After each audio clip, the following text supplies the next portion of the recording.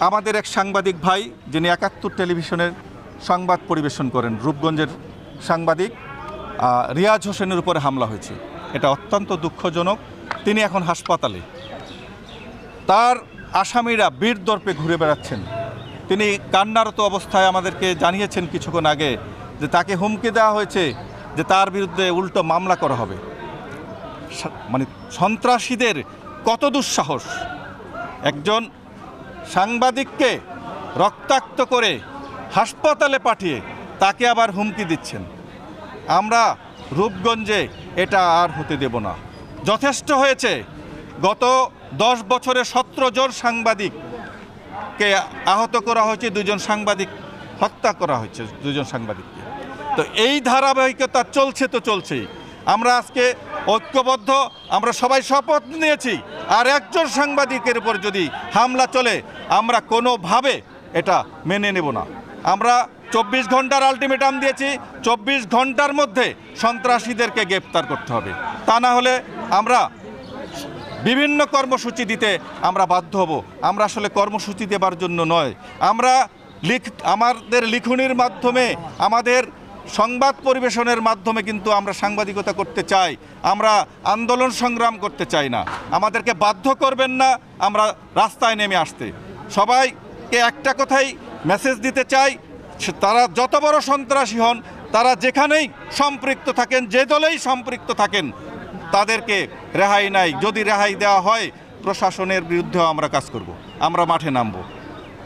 নতুন 2025 সালে এসে রূপগঞ্জে অন্তত অর্ধ ডজন সাংবাদিক হামলার শিকার হয়েছে এবং এই সাংবাদিকরা যে কটা হামলা হয়েছে একটিরও বিচার হয়নি, অনেকগুলো মামলা হয়েছে। আমরা আতঙ্কের কারণে মামলা তুলে নিতে বাধ্য হয়েছি। রূপগঞ্জ এখন একটা সাংবাদিকদের আতঙ্কপুরী হয়েছে। আপনারা দেখেছেন যে 2025 সালে বাণিজ্য মেলা আমাকে মারের মধ্য দিয়ে যেই মারধরের হামলার শিকার সাংবাদিকরা শুরু হয়েছিল, সর্বশেষ জাহাঙ্গীর মাহমুদ কালবেলার, তারপরে নগদ পেমেন্টে 500 টাকা পর্যন্ত ক্যাশব্যাক আর লেনদেনে প্রতিদিন ডিপ ফ্রিজ এবং ঘন্টায় ঘন্টায় এসি টিভি সহ দারুণ সব গিফট। নয়া দিগন্তের শফিক, তারপরে আমাদের রিয়াজ সহ আরও কয়েকজন সাংবাদিক আক্রান্ত হয়েছে। এই ধারাবাহিক সাংবাদিক আক্রান্তের প্রতিবাদে কিন্তু আজকে আমরা উপজেলা প্রশাসনের কার্যালয়ের সামনে অবস্থান নিয়েছি।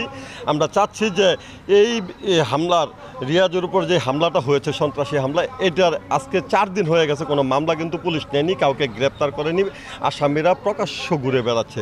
নিশ্চয়ই তারা ক্ষমতাবান। আমরা সাংবাদিকরাও আজ ঐক্যবদ্ধ হয়েছি। আমরা আশা করছি যে একটা ন্যায় বিচার পাবো। আর যদি প্রশাসন আসামিদের গ্রেপ্তার না করে এবং মামলাটি রুজু না করে, তাহলে কিন্তু আপনারা শুনেছেন যে আমরা যে কর্মসূচি দিয়েছি, আগামীকাল কিন্তু আমরা ঢাকা সিলেট মহাসড়ক অবরোধ করে দিব। আমরা আজকে এই মানববন্ধনে দাঁড়িয়েছি ৭১ টেলিভিশনের সাংবাদিক রিয়াজ হোসেনের উপর হামলার প্রতিবাদ করার জন্য। আমরা আইনশৃঙ্খলা বাহিনীর সদস্যদের দৃষ্টি আকর্ষণ করে বলবো যে দ্রুত সময়ের মধ্যে রিয়াজের উপর হামলাকারীদের আইনের আওতায় এনে দৃষ্টান্তমূলক শাস্তি দাবি করছি। আমাদের আন্দোলন সময় থেকে আমাদের সাংবাদিকেরা গুরুত্বপূর্ণ ভূমিকা পালন করে। এই 24 আন্দোলনে যেমন আমাদের ছাত্রদের, আমাদের জনতার অবদান ছিল, তার পাশাপাশি আমাদের যে সাংবাদিক ভাইয়েরা, তাদের অবদান অনস্বীকার্য। সেই 24 আন্দোলনের পরে দাঁড়িয়ে যখন আজকে আমাদের শুনতে হয় আমাদের সাংবাদিক ভাইদের উপর সন্ত্রাসীদের হামলা, তখন আমরা আসলেই উদ্বিগ্ন যে আমরা কতটুকু নিরাপত্তা দিতে পারছি। আমাদের 24 পরবর্তী সময়ে আসলে কোনোভাবেই এই হামলা, মানুষের উপর নির্যাতন, এগুলো কাম্য নয়।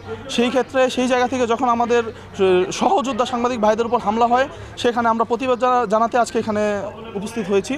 আমাদের এই হামলায় যারা জড়িত রয়েছে সকলের আমরা দ্রুত বিচারের দাবি জানাচ্ছি এবং আজকে মানববন্ধনে আমরা বৈষম্যবিরোধী ছাত্র আন্দোলন নারায়ণগঞ্জ জেলার পক্ষ থেকে সংহতি প্রকাশ করছি। সেই বর্বরচিত হামলা যারা করেছে তাদের দ্রুত সময়ের মধ্যে প্রশাসন তাদের আইনি ব্যবস্থার মাধ্যমে কঠোর শাস্তির ব্যবস্থা করবে এবং পরবর্তীতে যাতে সাংবাদিকের উপরে হামলা না হয়, তাদের নিরাপত্তার দায়িত্ব সহ সকল দায়িত্ব এই সরকারকে নিতে হবে। আমরা সকল সন্ত্রাসীদের বিরুদ্ধে কঠোর অবস্থানে যাওয়ার আহ্বান এই মানববন্ধনের মাধ্যমে আজকে আমরা সকল সন্ত্রাসীদের জানাতে চাই। এবং আমি আপনাদেরকে কথা দিচ্ছি, যারা এই হামলাটি চালিয়েছে তাদেরকে আমরা অচিরেই গ্রেপ্তার করব এবং দৃষ্টান্তমূলক শাস্তির আওতায় নিয়ে আসবো, যাতে কোনো সাংবাদিকের উপর এই ধরনের হামলা না হয়।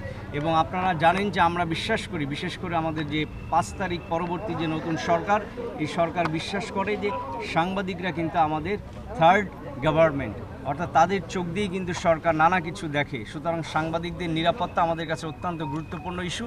আমরা এটাকে অত্যন্ত কঠোরভাবে নিব এবং আমাদের এই যে শাস্তি আপনাদের যে দাবিটি রয়েছে সেটি আমরা পূরণ করবো ইনশাল্লাহ।